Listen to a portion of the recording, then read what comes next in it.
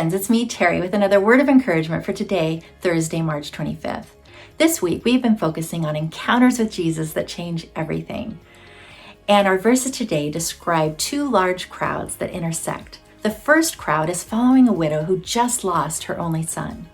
Now, in those days, when someone died, they would wash the body, anoint it, put it on what's called a bier, and carry it out of town and put it in a tomb.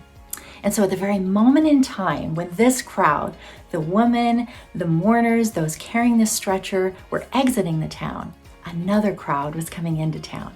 And that crowd included Jesus and a bunch of people who were amazed by him and were following him. And it also included his disciples. And so we pick up our story in Luke 7, verses 13 to 16, which says this: When the Lord saw her, his heart went out to her. And he said, "Don't cry." And then he went up and he touched the bier they were carrying him on, and the bearers stood still. He said, "Young man, I say to you, get up." And the dead man sat up and began to talk. And Jesus gave him back to his mother. They were all filled with awe and praised God.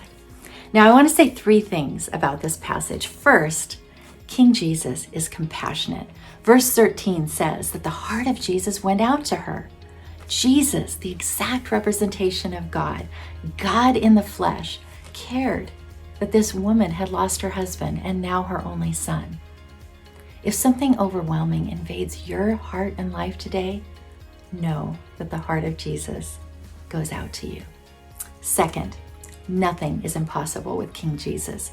Verses 14 and 15 tell us that when Jesus told him to get up, the dead man sat up and began to talk. Now remember, this man hadn't just stopped breathing for a few minutes. He'd already been washed and anointed, and he was on his way to his tomb. But Jesus, with just a word, brought him back to life. If you have things in your life that you think are dead and are beyond hope, know that Jesus can create and resurrect. He doesn't even need raw material to bring things about. But at the same time, God doesn't intervene in the ways that we prescribe or expect. Because we're not God, he is. But we can trust him.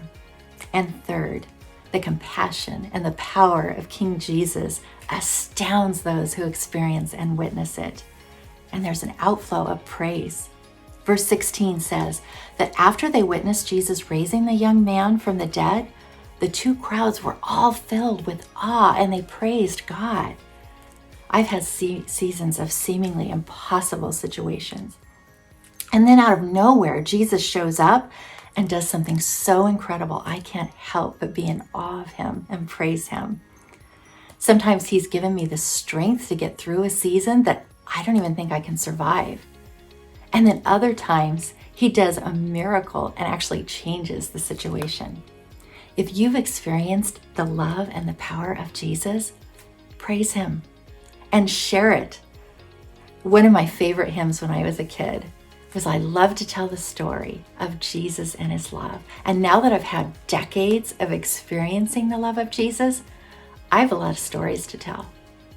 The very next verse in Luke says, this news about Jesus spread throughout Judea and the surrounding country.